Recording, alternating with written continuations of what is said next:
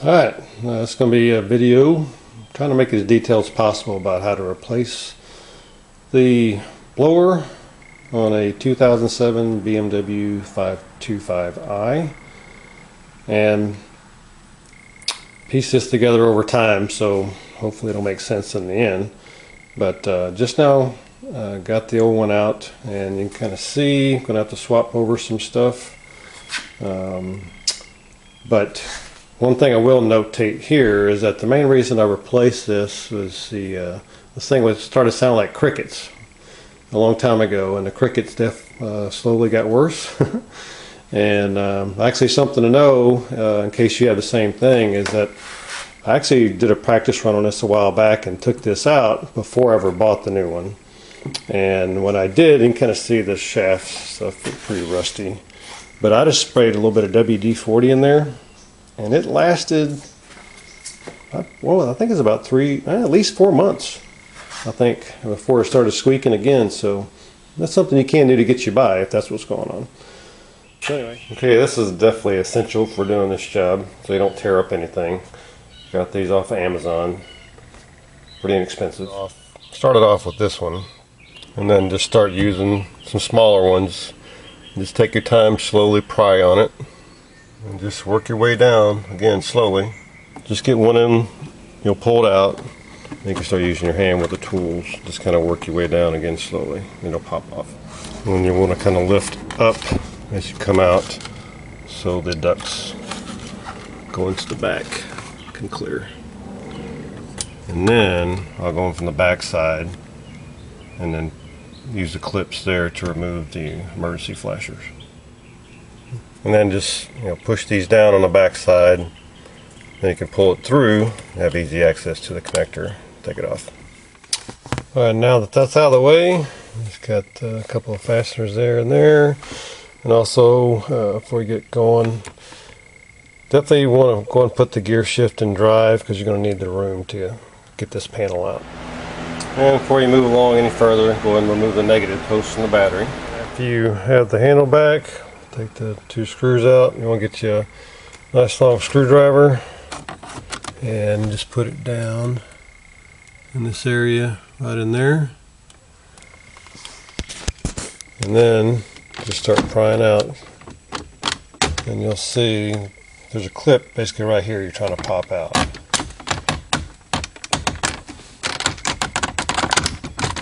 There you go. Now you see it's out. Okay. And then once that one's popped, there's actually another clip down here, but for now just go to the other side and pop that one out.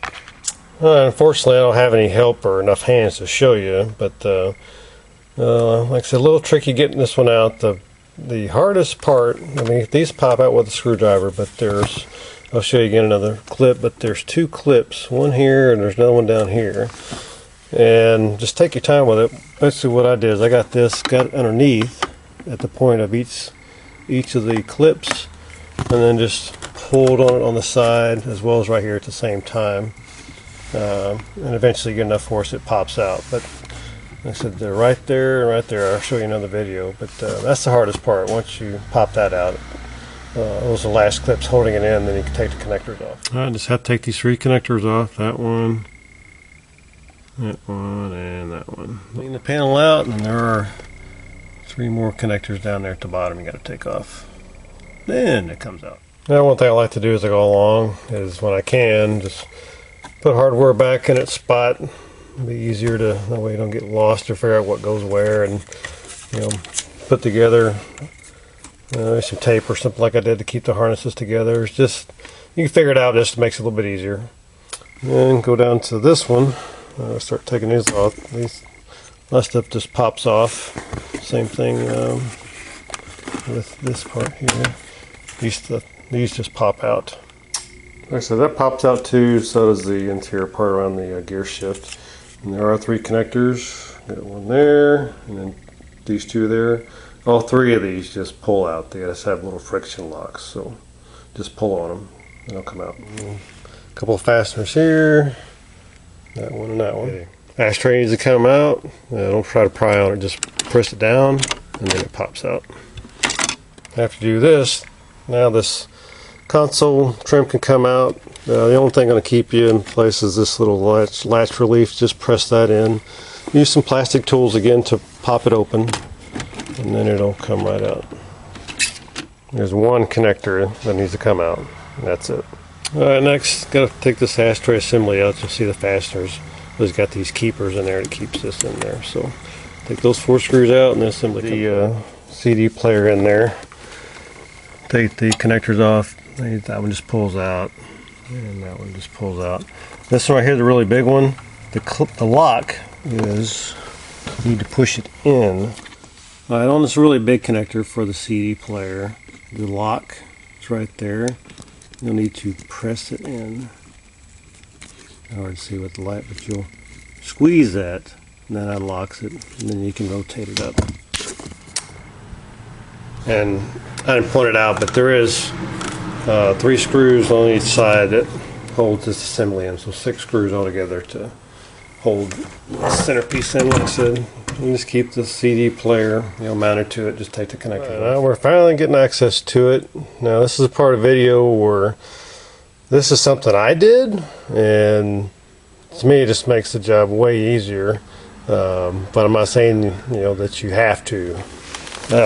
See, all this has to come out.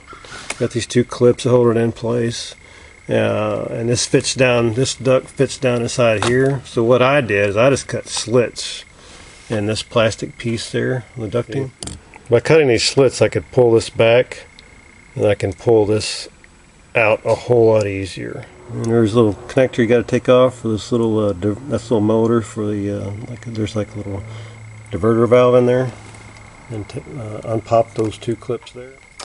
Okay, by cutting that, you can pull this piece out first, and then this other piece will come right out as well. And to me, that was really the hardest part about the job. If you didn't cut that, this job would be a lot longer, a lot harder. Again, that's just something I did. You don't have to do that. Next part is going to take off this duct in here. There's nothing to hold it in. It's just popped in place. There's no fasteners or anything. So you'll pull up on this duct to get it out of there, and then rotate it out this way. And see if I can actually show you this in the video. Pop that up, and then pull back. Get the flashlight out of the way. And then it rotates out. So that just fits in on the front side, and then that just pops down to that rectangle down there. Next, there's going to be just 4 fasteners, and that harness pops up. Then you just connect that, and there's one way back there, and one over there. Take those 4 out. And definitely a good idea to put some rags or something down in there, because if you don't, you know what's going to happen. Alright, a couple things. We'll take it out doing the left side first, and then before you get it out, the wires here that are feeding the blower, there's a little notch in this panel right there, and you'll have to pull that out, and especially once you're going back in, make sure that wire's right there. It'll pinch it, so that's real critical. Make sure you watch that going back in. Okay, and finally, there it is. Alright, going to have 2 fasteners, one on the bottom and then one up top. Take those 2 out. Okay, once those 2 screws are out, this will slide out, and you just got to start working it out. You'll be turning it to the left, and obviously not so much coming out, but going back in, take your time. These little wheels are plastic and very easy to break, so go slowly. Make sure you're not jamming anything. Okay, now let's be to the part where I got to start swapping stuff over from these bumpers and the resistor pack in the back. So get started. Well, initially, to be honest, I freaked out a little bit. I got looking at that, like, uh-oh, something's wrong. But if I just take my time, I see this one feeds down to the resistor pack. The motor actually hooks up here. So that'll be the first thing to do is swap over the resistor pack. The resistor pack just pops on. You have to, there's a little lock tab right there. So what you need to do is come up behind it's here and pry on it. Can't do it with a camera, but you just pry on it there. Once you release that little tab right there. Get past that tab, it pops up. And that little tab just slide in there, comes out. Now I can just remove that connector. Motor comes with the new mounts, so just match them up, pop them on. Okay, you're ready to go back in.